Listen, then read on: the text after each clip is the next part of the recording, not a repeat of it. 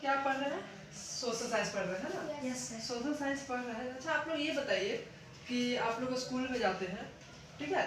तो स्कूल में आपको कौन कौन से दोस्त, कुछ दोस्त का नाम बताइए। हिमांशु, इमाज, आलम, हिमांशु, आप बताइए। काजू, कशिश, नीली, काजू, रूही, किशोर, नीलू, हाँ। मधु। अच्छा, टीचर्स का नाम बताइए। अजीत सर, मनीष सर, नीलम मैम। आप बताइए। अजीत सर, तनवीर सर, संत सर, राजीव सर। हाँ।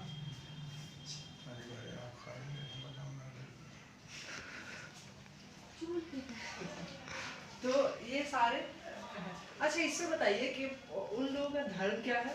हम लोग को पढ़ाना, हम लोग को ज्ञान देना। धर्म मतलब किस हिंदू रिलीजन से? हिंदू। एक तनवीर सर से मुस्लिम है। एक मुस्लिम है। स्टूडेंट्स में बहुत सारे मुस्लिम भी होंगे, हिंदू भी होंगे, ऐसे। अच्छा, आप लोग सड़क पे जाते हैं तो सड़क पे या ट्रेन पे क्या सिर्फ हिंदू ही रहते हैं? No sir. या सिर्फ मुस्लिम ही रहते हैं? No sir. सब धर्म के लोग रहते हैं, चाहे हिंदू हो, मुस्लिम हो, सिख हो, ईसाई हो, सभी लोग रहते हैं। तो ये सारे लोग एक साथ जहाँ रहते हैं उसको हम क्या कहते हैं? सोशल साइंस में एक टर्म आता है, उसको हम क्या कहते हैं? उसको हम लोग धर्मनिरपेक्षता कहते हैं। क्या कहते हैं उसको? धर्मनिरपेक्षता। धर्मनिरपेक्षता का मतलब क्या हुआ कि वैसे व्यवस्था जिसमें कि सभी धर्म के लोग एक साथ रह सके, उसको हम क्या कहें? धर्मनिरपेक्षता। अच्छा, धर्मनिरपेक्षता। अब देखिए कुछ एग्जांपल से हम आपको समझाते हैं पहले, उसके बाद आपका क्लास टॉपिक शुरू होगा।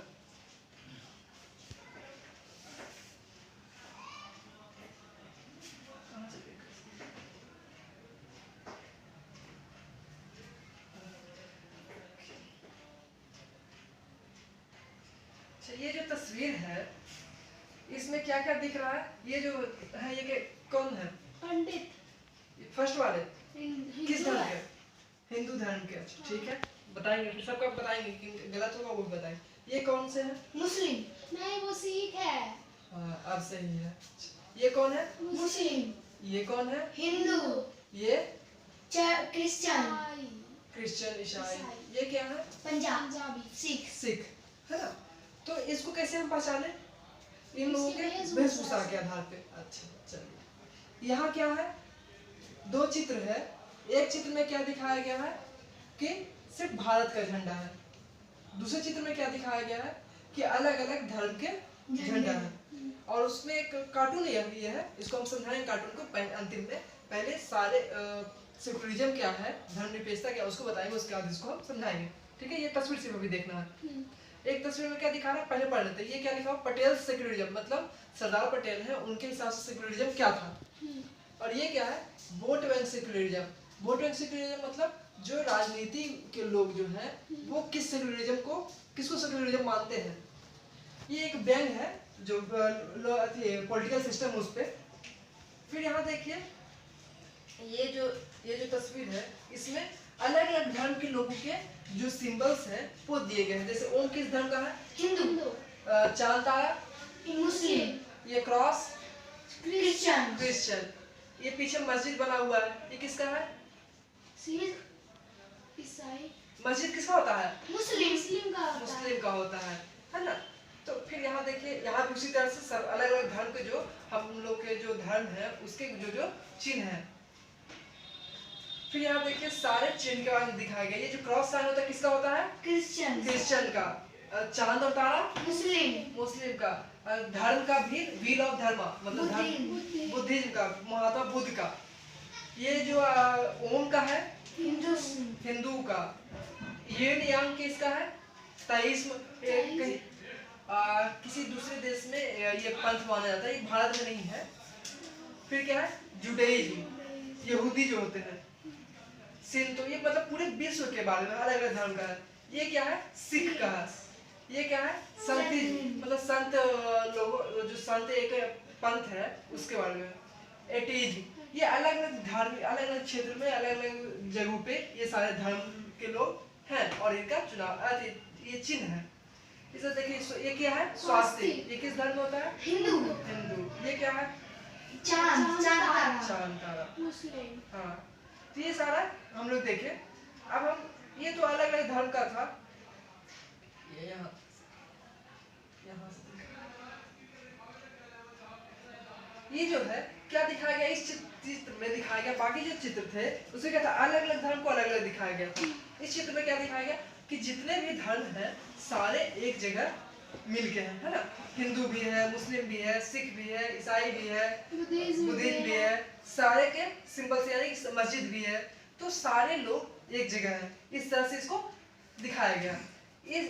फिर इस चित्र में भी क्या दिखाया गया है कि जो सारे धर्म है वो हाथ की जो पांचों उंगलियां हैं उसके समान है। पांचों उंगली को अलग कर सकते हैं, किसी के बिना किसी का काम चल सकता है। कानी ये जो लिटिल फिंगर है वो नहीं रहे तो क्या होगा, काम हम कर सकते हैं?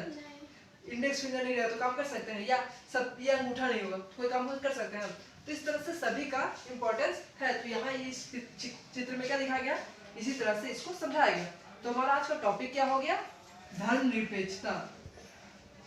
धर्मनिरपेक्षता। इसका अंग्रेजी क्या होता है? Secularism. Secularism. Secularism. SECULAR। Secular मतलब क्या होता है? धर्म को मानने वाला। धर्मनिरपेक्ष, है ना। ISM हो गया। अब क्या हो गया? धर्मनिरपेक्षता, है ना। फिर हम क्या देखेंगे कि अब हम इस चित्र को समझाते हैं। इस चित्र से आप समझेंगे कि धर्मनिरपेक्षता क्या होता है। तो देखिए, इसमें दो अलग अलग कार्टून है, दो अलग अलग राजनीतिक पार्टी के बारे में। पार्टी का नाम हम नहीं लेंगे, हम लोग को पढ़ना है तो उसका हम समझेंगे। एक पार्टी कह रहा है कि जो भारत का झंडा है इसके अंदर जितने भी लोग आते हैं वो सारे लोग भारतीय हैं। मतलब भारत जो देश है उसका धर्म क्या है? भारतीय, और कोई धर्म नहीं है। और दूसरे जो पार्टी के लोग हैं जो कि मतलब राजनीति करते हैं उसमें क्या दिया गया, वो क्या दिखा रहे हैं कि नहीं सब अलग अलग धर्म है, कोई मुस्लिम है, कोई हिंदू है, कोई सिख है, कोई ईसाई है, और सबका वोट है। मतलब वोट के लिए वो काम करते हैं। तो दो तरह के लोग दिखाया। एक में दिखाया कि वो सभी धर्म को एक मान रहे हैं, और दूसरा में क्या दिखाया कि सभी धर्म को अलग अलग मान रहे हैं। तो जो लोग सभी धर्म को एक मानते हैं उसे हम क्या कहते हैं? धर्मनिरपेक्ष। समझ गए? यस। तो हम इसका जो शाब्दिक अर्थ है उससे हम आपको समझाते हैं। यहाँ तक समझ में आ गया आपको? अब यहाँ देखिए, धर्म और निरपेक्ष दो शब्द हैं। धर्म का मतलब क्या हुआ? किसी खास धर्म को मानने वाले, जो हमारी मान्यता है उसके हिसाब से, हिंदू, मुस्लिम, सिख, ईसाई। और निरपेक्ष का मतलब क्या हुआ? जो निरपेक्ष मतलब किसी के पक्ष में ना हो। निरपेक्ष क्या हुआ? किसी के पक्ष में ना हो।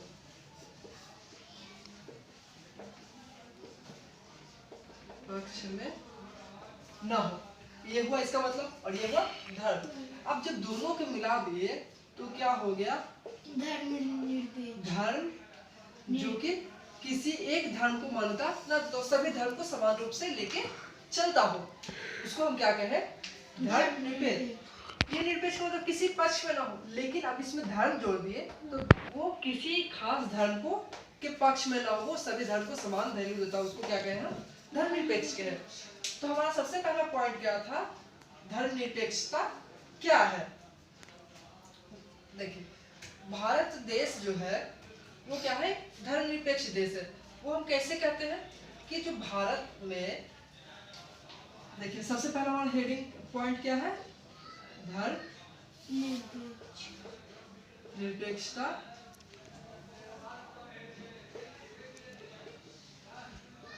क्या है। ठीक है, क्या है इसको समझने के लिए एक उदाहरण लेते हैं।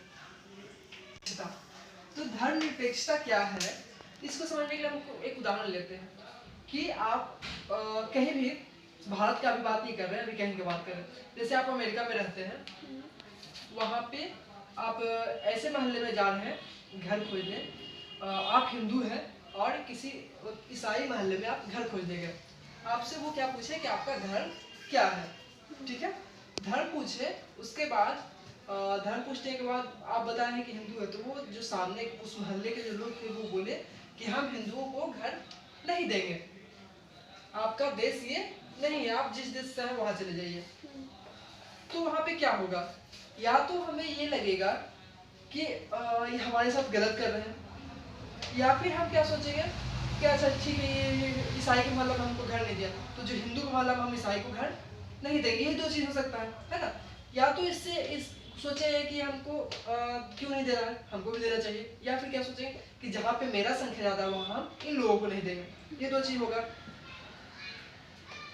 जो लोग ये सोचेंगे कि हम जहाँ पे मेरी संख्या ज़्यादा है वहाँ हम जो हमको मना कर रहे हैं उनको नहीं देंगे, वो क्या कर, उनका भाव क्या हुआ, वो बदला लेना चाहते हैं, ऐसा भाव हुआ।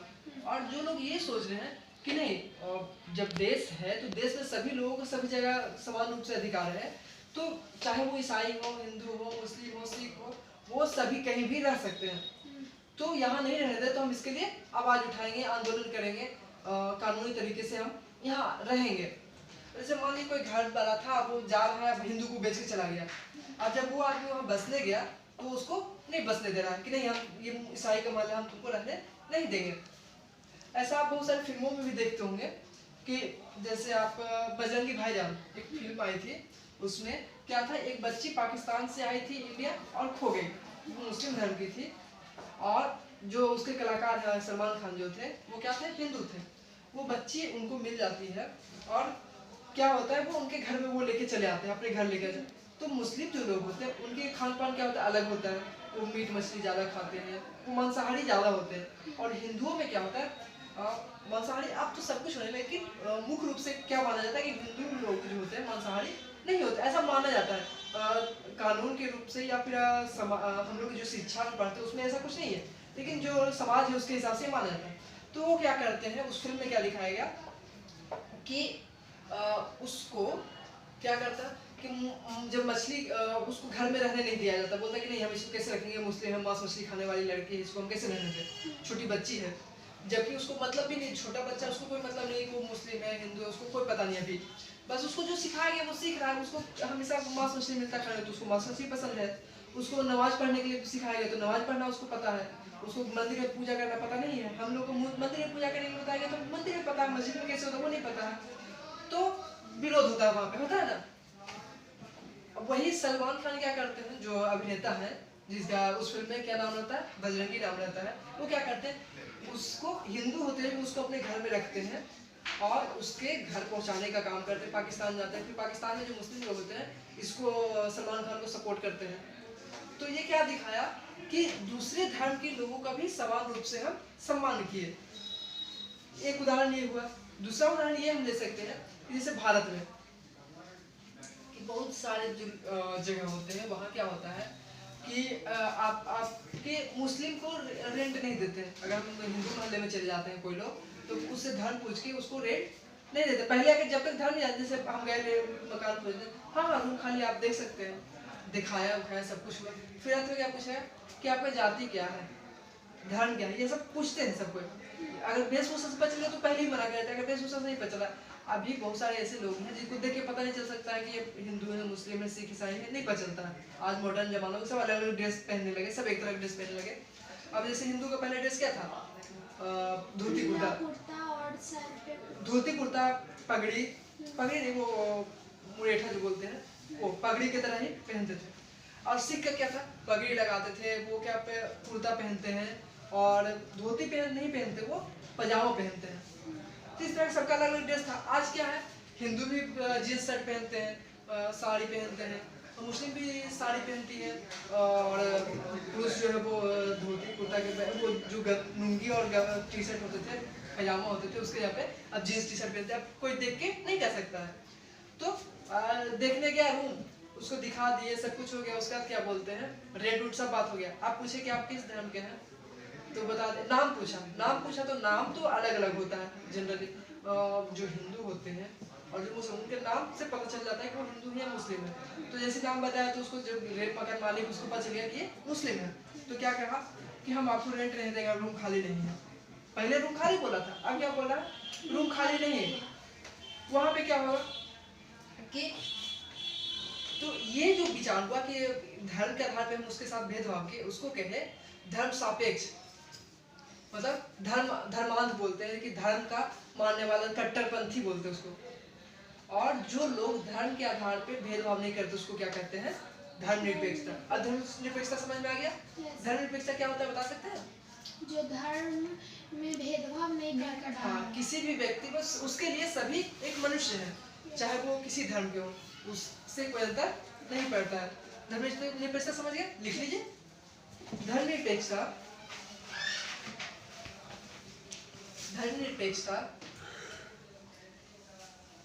एक विचार है जिसमें कि लोगों को धर्म के आधार पे भेदभाव नहीं किया जाता हो, लोगों से धर्म के आधार पर भेदभाव नहीं किया जाता है, और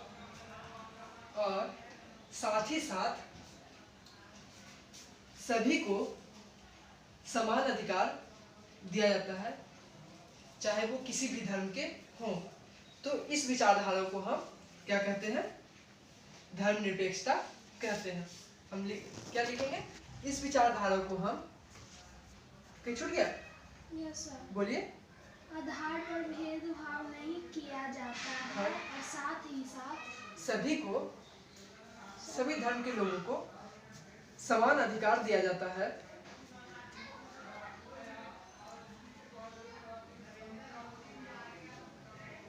समान अधिकार दिया जाता है।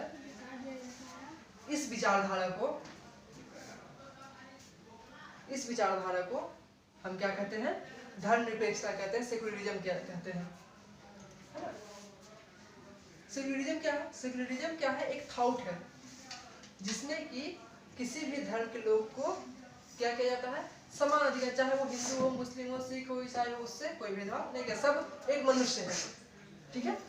अब हम अगला देखते हैं। हमारा अगला पॉइंट है कि किसी भी देश के लिए, जो राज्य है, देश है, उससे धर्म को अलग रखना चाहिए, क्यों? हमारा पॉइंट है धर्म को राज्य से अलग रखना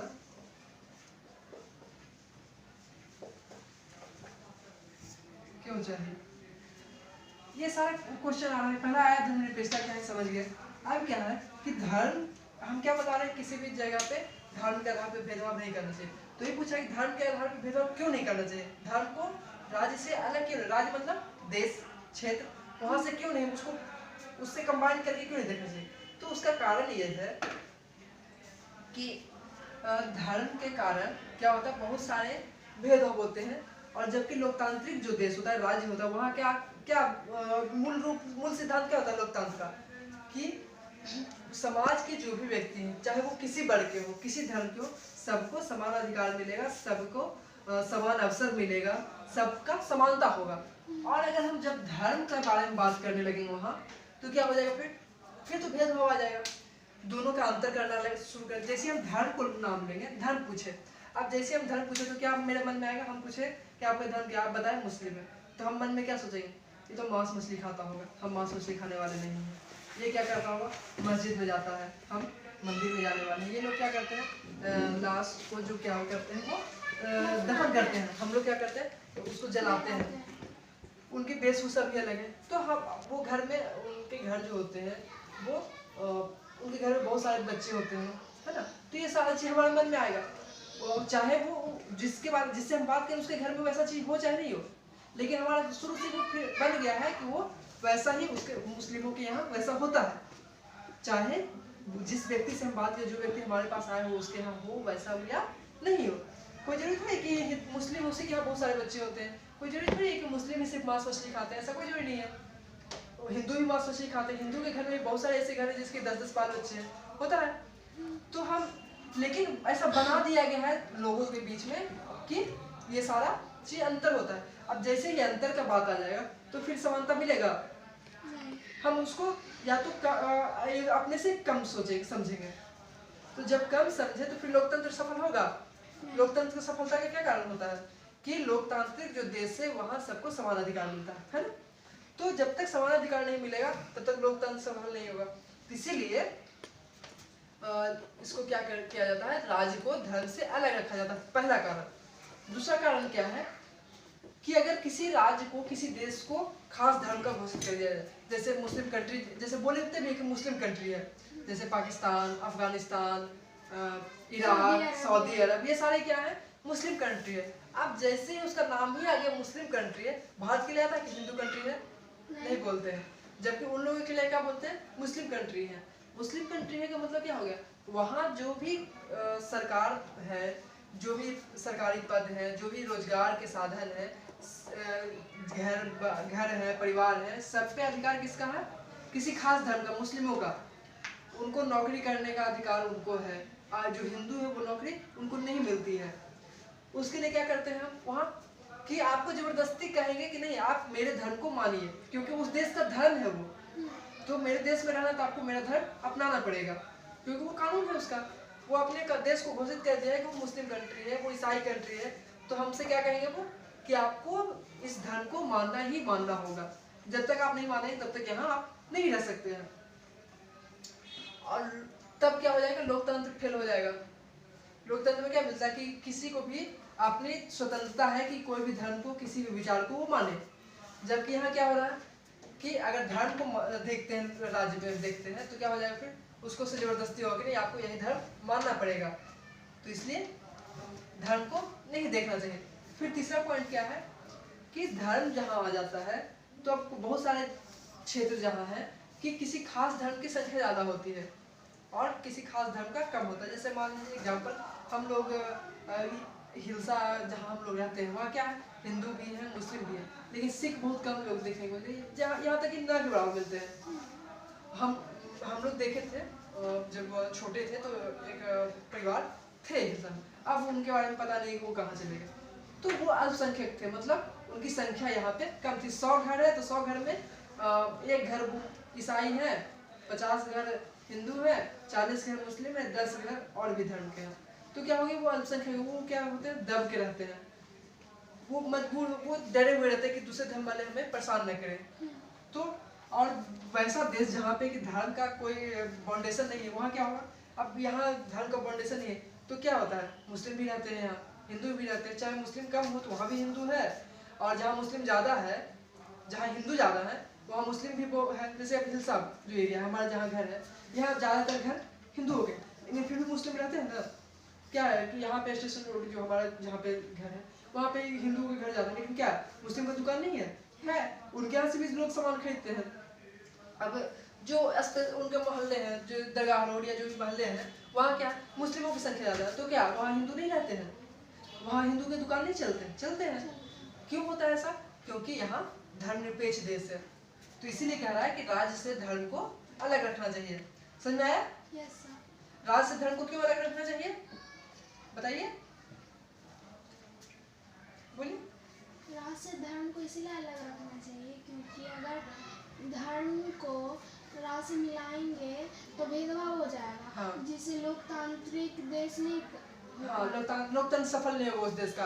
वहाँ दंगे होंगे धर्म के आधार पे, वहाँ मारकाट होगा, बहुत सारे जबरदस्ती होंगे लोगों से, जो अल्पसंख्यक वर्ग के हैं वहाँ पे उनसे जबरदस्ती भी होगा। ठीक है, अब हम एक और आपको चित्र दिखाते हैं, एक मिनट।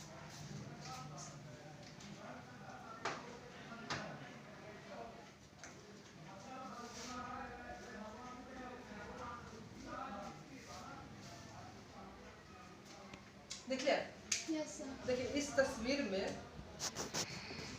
क्या दिखाया जा रहा है कि पहले हम देखते हैं धर्म, ये क्या है, मस्जिद है, यस सर। ये क्या है, मंदिर है, ये क्या है, गुरुद्वारा है, और ये क्या है, ईसाई का चर्च है, चर्च का सिंबल है। अब नीचे देखिए, यहाँ हिंदू, मुस्लिम, सिख, ईसाई सभी धर्म के लोग हैं, और क्या लिखा हुआ है, हम साथ साथ हैं।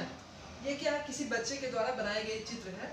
इसमें क्या दिखाने का कोशिश कर रहा है कि जो बच्चे होते हैं उनका मन सच्चा होता है, वो उनको धर्म से कोई मतलब नहीं है। उनको धर्म कौन सिखाता है, हम लोग सिखाते हैं जब बड़े हो जाते हैं।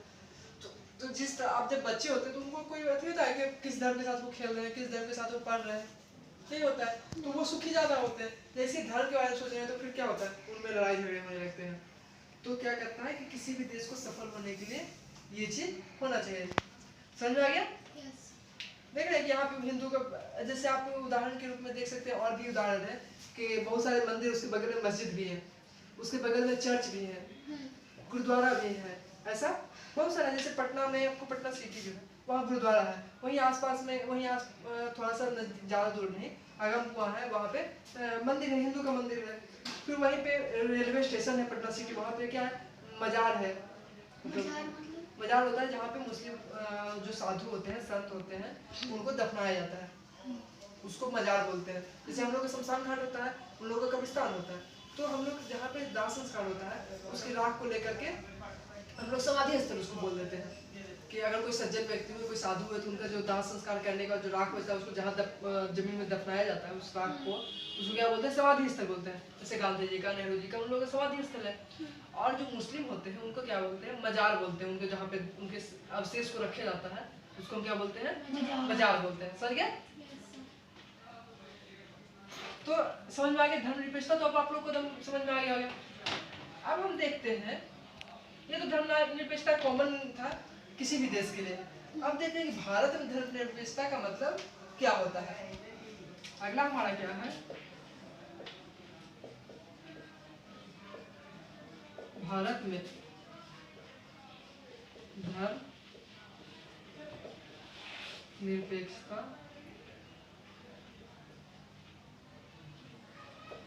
का अर्थ।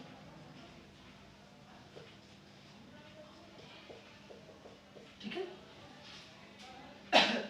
अब बता रहा है कि जो भारतीय संविधान, हम लोग पिछले संविधान के बारे में पढ़े थे, तो संविधान में आपको बताया था कि संविधान का एक गुण क्या है, वो संविधान क्या होगा, धर्मनिरपेक्ष होगा। बताया था? तो धर्मनिरपेक्ष में बताए थे कि जो भी लोग हैं, सभी धर्म के लोगों को समान अधिकार मिलेगा। हाँ, कुछ अधिकार विशेष मिलेगा, जैसे जो लोग दबे कुचले हैं, जिनका संख्या कम है, तो उनको विकास करने के लिए कुछ सरकार छूट देगी। लेकिन अगर कहा जाए धर्म के आधार पर छूट, वो नहीं हो, उनकी संख्या के आधार पर उनका छूट है। ऐसा क्या कहा गया है कि धर्म के आधार पे, जो धर्म के आधार पे छूट मिलता है, नहीं। वहाँ क्या है, जो लोकतांत्रिक भारत है, वहाँ क्या होता है, संख्या के आधार पे छूट मिला हुआ है कि जिस क्षेत्र में किसी खास धर्म के लोग कम हैं, उनको छूट दिया जाता है। क्योंकि उनकी संख्या कम है तो उनका विकास कम हो रहा है, तो उनको विकास करने के लिए सरकार उसको मदद करती है। लेकिन अगर ऐसे देखा जाए संविधान के आधार पर, तो सभी को समान अधिकार है। ऐसा नहीं है कि जिनको छूट देगी, से मुस्लिम वर्ग को उदाहरण इसलिए ज़्यादा ले रहे हैं क्योंकि वो भारत में हिंदू और मुस्लिम यही दो वर्गों का संख्या ज़्यादा है, बाकी वर्ग कम है, उनकी मात्रा कम, इसलिए उनके एग्जाम्पल कम मिलते हैं। सही है? तो उसमें क्या है कि जो भी मुस्लिम वर्ग है उनकी संख्या कम है, तो ऐसा थोड़ी है कि उनको ये कह दिया गया कि मुस्लिम लोग का पूजा करने का अधिकार है, हिंदू लोगों को पूजा करने का अधिकार नहीं। ऐसा है नहीं है, हिंदू भी पूजा करेंगे, मुस्लिम भी पूजा करेंगे। ये भी नहीं है कि जैसे मुस्लिम लोग की मस्जिद में जब पूजा होती है तो वो अजान उसको बोलते हैं, वो अजान तो माइक से होता है। तो ऐसा थोड़ी है कि उस टाइम में मंदिर में वो पूजा नहीं हो सकता, आरती नहीं हो सकती है। ऐसा है नहीं, हो सकता है, कोई दिक्कत नहीं है, किसी को कोई परेशानी नहीं होगी। तो भारत के संविधान को उसी तरह से बनाया गया कि संविधान में कहा कि भारत जो देश है वो धर्मनिरपेक्ष होगा, यानी कि भारत का राज धर्म कोई नहीं होगा। किसी भी देश का धर्म अगर बना दिया जाता है, कि जैसे हम लोग पढ़ते हैं कि भारत का नागरिकता क्या है, भारत के जो नागरिक उसको क्या कहते हैं, भारतीय कहते हैं। भारत के जो राष्ट्रीय चिन्ह है वो क्या है, अशोक स्तंभ है। ऐसा है कि ओम है, स्वास्तिक, ऐसा कुछ है किसी खास धर्म से रिलेटेड? उसमें धर्म का कोई मतलब नहीं है। उसमें चक्र है, शेर है, धर्म से कोई संबंधित है नहीं है, सॉरी। उसके बाद जैसे भारत की मिठाई क्या है, जलेबी। खेल क्या है, हॉकी। भारत का भारत के जो क्या बोलते हैं उसको, राष्ट्रीय पुष्प है, फूल है, वो क्या है, कमल। ऐसा कुछ है कि किसी खास धर्म से उसका मतलब है नहीं, मतलब है। तो इसीलिए क्या क्या, अब आपसे कोई पूछता है भारत का धर्म क्या है, तो धर्म पता है किसी को? नहीं, भारत का कोई धर्म नहीं है। भारत को क्या, भारत का धर्म अगर पूछा जाए तो हम क्या बोलते हैं, भारत एक धर्मनिरपेक्ष देश है। वहाँ किसी खास धर्म को मान्यता नहीं दी जाती, सभी धर्मों को समान अधिकार दिया गया। तो संविधान में ही बताया गया है कि भारत एक धर्मनिरपेक्ष राज्य होगा। अब उसके लिए क्या क्या चीज संविधान में रखा गया, तो तीन चीज है। पहला कि कोई एक धर्म समुदाय के लोग दूसरे धर्म को नहीं परेशान करेंगे, मतलब दबाएंगे नहीं। अगर मान लीजिए हिंदू धर्म के लोग यहाँ ज़्यादा है तो मुस्लिम को तंग नहीं करेंगे, या जहाँ पर मुस्लिम लोग की संख्या ज़्यादा है वहाँ हिंदुओं को तंग नहीं करेंगे, ईसाइयों को तंग नहीं करेंगे। या जैसे पंजाब वगैरह वहाँ ईसाई ज़्यादा है, तो ये नहीं है कि वहाँ सॉरी ईसाई नहीं सिख ज़्यादा है, तो ये नहीं कि वहाँ जो हिंदू लोग जाएंगे मुस्लिम लोग जाएंगे उनको परेशान करेंगे, ऐसा कुछ नहीं कर सकते हैं। भारत का ये कानून है, अगर वह कोई ऐसा करता है तो उसको सरकार कोर्ट जो है वो सजा देगी। फिर दूसरा क्या है कि कुछ लोग अपने ही धर्म के अन्य सदस्यों को न दबाए, मतलब जैसे ऐसा नहीं कर सकते जैसे हम भी हिंदू हैं और हमारे आसपास भी कुछ हिंदू हैं तो उनको भी हम परेशान नहीं कर सकते हैं कि नहीं तुम हिंदू होते हुए उसको हम परेशान नहीं कर सकते, धर्म के आधार पर उनको परेशान नहीं कर सकते हैं कि नहीं तुम हम जैसा हम करते हो वैसा ही तुम करो। जैसे मान लीजिए कुछ हिंदू होते हैं कि जो कि मीट मछली नहीं खाते, कुछ हिंदू ऐसे भी मीट मछली खाते हैं, कुछ हिंदू हैं कि वो धोती कुर्ता पहनते हैं, कुछ है कि मॉडर्न ड्रेस पहनते हैं। तो ये हम नहीं कर सकते कि तुम हिंदू है तो हिंदू का होता है कि टीका लगाना है, धोती कुर्ता पहनना है तो तुम भी पहनो, नहीं, वो उसकी स्वतंत्रता है, वो जैसे चाहे वैसे रह सकता है। उसका मन नहीं है पूजा करने, वो पूजा नहीं करेगा, वो मानता है सिर्फ हिंदू धर्म को, वो अपने मन में मानता है, दिखावा नहीं करना चाहता है। कोई मुस्लिम है वो नहीं, अब उसका मन में मानता है कि हम इस्लाम धर्म को मान रहे हैं, हम उनके जो भगवान है अल्लाह है उनको पूजा कर रहे हैं। कोई जो नहीं कि मस्जिद में ही जाके वो पूजा करे, तो दूसरे जो मस्जिद है वो कहेंगे क्या कहेंगे कि नहीं यार तुमको मस्जिद जाना जरूरी है, तो ये चीज नहीं कर सकते हैं। तीसरा हमारा क्या पॉइंट है कि राज्य न तो किसी खास धर्म को थोपेगा और न ही लोगों की धार्मिक स्वतंत्रता को छीनेगा। मतलब कि जो राज्य है, राज्य मतलब देश, यहाँ राज्य से मतलब सिर्फ बिहार झारखंड ये राज्य नहीं, राज्य किसके लिए प्रयोग किया जाए, देश के लिए। तो कह रहा है कि जो संविधान के हिसाब से कह रहा है कि जो देश है वो किसी भी व्यक्ति पे किसी खास धर्म को नहीं थोपेगा और न ही ये कहेगा कि आपको यही धर्म अपनाना ही अपनाना है, और दूसरा कि नहीं आप ये पूजा नहीं कर सकते हैं, आप मस्जिद नहीं बना सकते हैं, ऐसा कुछ नहीं कहेगा। आप ये नहीं कहेगा कि आप मजा वो जो तजिया होता है मुहर्रम का जुलूस होता है वो आप नहीं निकाल सकते, सरकार मना नहीं कर सकता, देश मना नहीं कर सकता, क्योंकि भारत को संविधान में क्या रखा गया, धर्मनिरपेक्ष है। या ये नहीं कर सकता कि नहीं आप मूर्ति का जो स्थापना करते हैं हम लोग पूजा में वो नहीं कर सकते, मूर्ति का विसर्जन करते हैं, विसर्जन जुलूस निकालते हैं, गणेशोत्सव मनाते हैं, ये सब चीज हम नहीं मनाते, ऐसा कुछ नहीं कर सकता कोई भी देश, है ना। तो ये तीन चीज क्या था, भारत के धर्मनिरपेक्षता के गुण है। अगले दिन हम लोग पढ़ेंगे कि धर्मनिरपेक्षता को बनाए रखने में भारत और धर्मनिरपेक्षता के ये सारे गुण है, तो उसके लिए क्या क्या करना पड़ता है, ठीक है, तो वो हम अगले दिन पढ़ेंगे। तो आप लोग जो पढ़े उसको आप लोग बताइए कि धर्मनिरपेक्षता क्या है। एक विचार है जिसमें कोई भी धर्म को ज्यादा मान्यता नहीं दिया जाता, सभी धर्म एक समान है। हाँ, अच्छा, चलिए बहुत अच्छा। आप बताइए कि भारत कैसा देश है। भारत एक लोकतांत्रिक देश है। आप बताइए काव्य। एक धर्मनिरपेक्षता देश है। हाँ, धर्मनिरपेक्ष देश है। हाँ, धर्मनिरपेक्षता क्या हो गया, एक विचार हो गया। धर्मनिरपेक्ष क्या हुआ कि किसी को तुलना करना, ठीक है। भारत एक कैसा देश है, धर्मनिरपेक्ष देश है। धर्मनिरपेक्ष देश का भारत जो धर्मनिरपेक्ष देश है तो उसके तीन गुण बताए, कौन कौन से गुण है आप बताइए काव्य।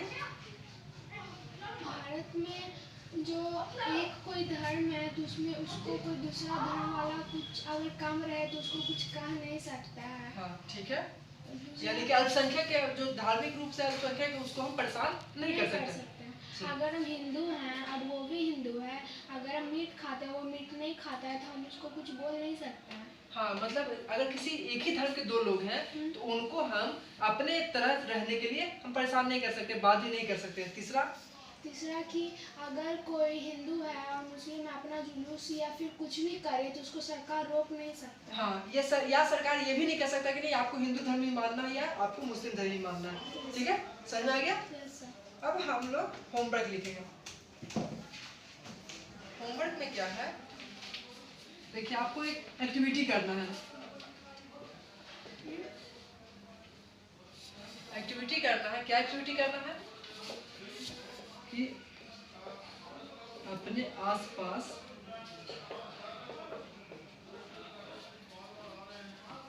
में प्रचलित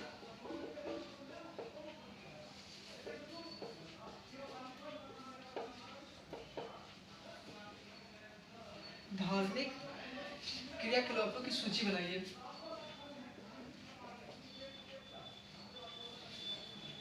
क्रियाकलापों की सूची बनाइए एवं उन क्रियाकलापों के क्रियाकलाप मतलब बताते हैं क्रियाकलापों से संबंधित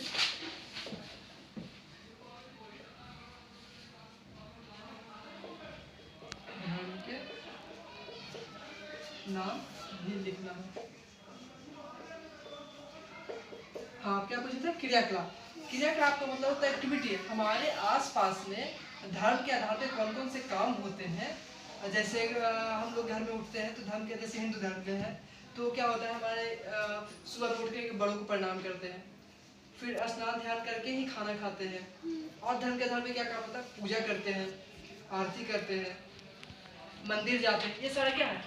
फिर अगर दुर्गा पूजा है तो हम पंडाल लगाते हैं, वहाँ जगराता करते हैं। मुस्लिम अगर है हमारे आसपास तो क्या करते हैं, वो लोग मुहर्रम मनाते हैं, दिवाली क्या बोलते हैं उसको, ईद मनाते हैं। उन लोगों की भी दिवाली तो उसका क्या नाम है, सबे बारात बोलते हैं उनको। वहाँ उन लोग भी दिवाली मनाते हैं। समझिए। अगला क्वेश्चन है कि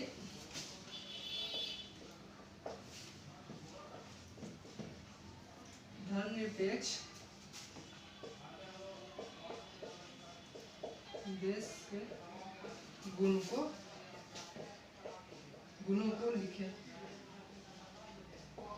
ठीक है, ये दो क्वेश्चन आपको करके लाना है। समझ गए? Thank you.